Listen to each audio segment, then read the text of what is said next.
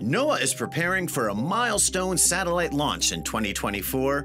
GOES-U will be the fourth and final satellite in NOAA's latest generation of geostationary operational environmental satellites called the GOES-R series, the nation's most advanced weather observing and environmental monitoring satellite system.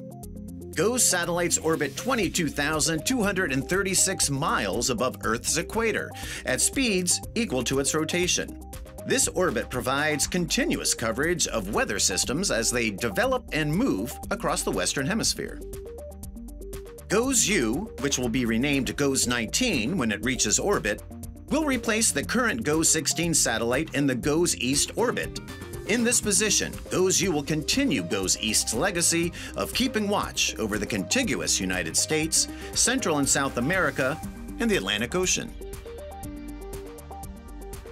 Like the three other GOES-R series satellites already in orbit, GOES-U will provide near real-time, high-resolution imagery that will deliver critical information for weather forecasts, severe weather prediction, lightning detection, space weather, and tropical cyclones spinning in the Atlantic Basin.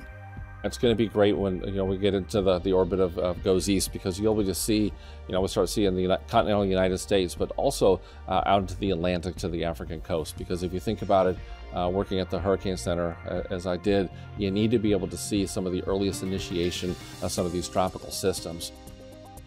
And like the rest of the GOES-R series satellites, GOES-U will include the Advanced Baseline Imager, or ABI.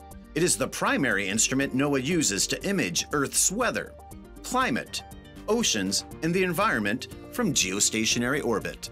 Yeah, ABI really rocks. ABI is the primary camera on the GOES-R series, and it has a very large focal plane, and what that does for the instrument is it can look at very wide areas of Earth, and so because it can do that, it can scan very, very fast.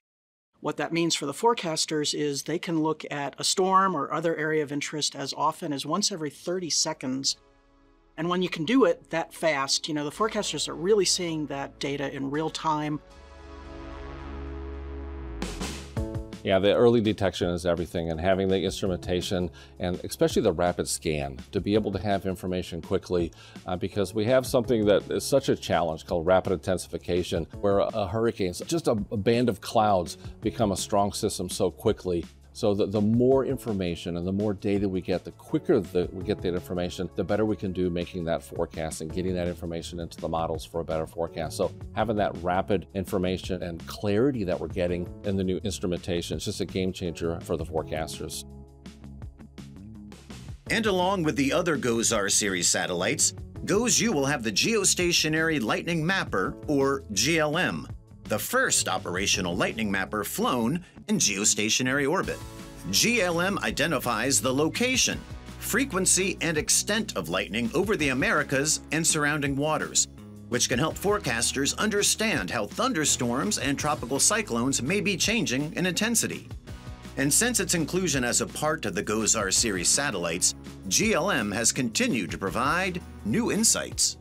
And it could actually distinguish between sort of your average lightning strike and the ones that are more dangerous, the ones that are continuing current, and those are very long lightning strikes that are most likely to cause a fire. Having technology in the GOES satellite, whether it's GOES-R or GOES-U, and future technology, early detection is everything. And we think about a satellite, the first thing you think of is a cloud. We see more than clouds, and lightning detection is a key to some of our early warnings for the fire weather community. So a lightning strike in a dry area in a time of the year that could cause a fire, that's an indicator to us that there could be a potential fire started. Along with this suite of instruments on board NOAA's other GOES-R series satellites, GOES-U will carry something new when it launches, a critical space weather instrument called the Compact Coronagraph 1, or CIRA-1.